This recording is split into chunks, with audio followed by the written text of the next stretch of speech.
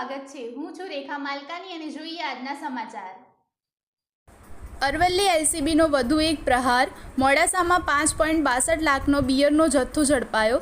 નાયબ પોલીસ મહાનિરીક્ષક વિરેન્દ્રસિંહ યાદવ અને પોલીસ અધિક્ષક મનોહરસિંહ એન જાડેજાના માર્ગદર્શન હેઠળ પીઆઈ એમએચ ઝાલા, પીએસઆઈ વિજય તોમર અને પીએસઆઈ વીડી વાઘેલાની ટીમે મોડાસા સીએનજી ગેસ સ્ટેશન નજીક વાહન ચેકિંગ દરમિયાન મારુતિ સ્વિફ્ટ કારમાંથી ભારતીય બનાવટની બિયરના 237 ટીન કિંમત ₹52,140 ઝડપી પાડ્યા। પોલીસે કાર, 2 મોબાઈલ સહિત કુલ 5.62 લાખનો મુદ્દામાલ કબજે કર્યો।